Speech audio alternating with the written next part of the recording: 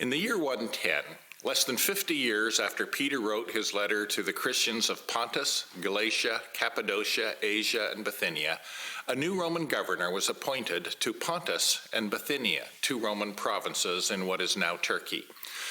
His name was Pliny. In history, he's referred to as Pliny the Younger.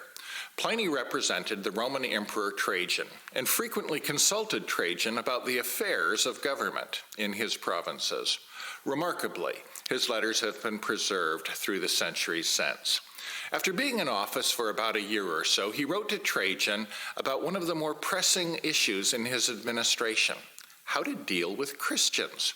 Their beliefs, their superstition, he calls it, has, and I quote from him, extended not merely through the cities, but also through the villages and country areas, end quote.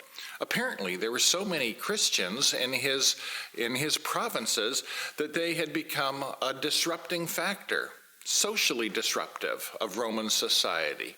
I'd love to tell you more about what he says, but for now, let's simply raise the question of how this happened.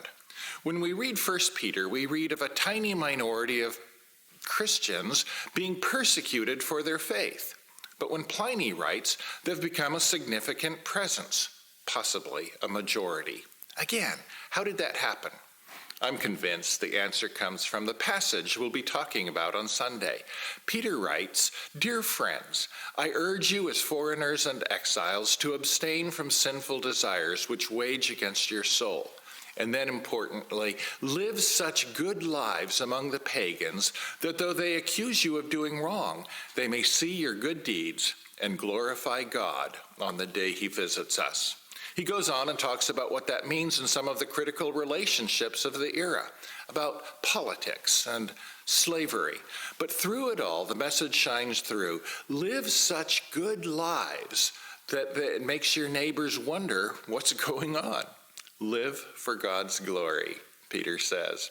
I hope you'll join us Sunday as we look at this amazing passage and consider what it may say to us here in Grays Harbor today. And a reminder, this Sunday we'll have the choir singing with us, and we have a potluck after the service. Good times. Thanks for joining me for this week's VChat. I'll see you next week. Bye for now.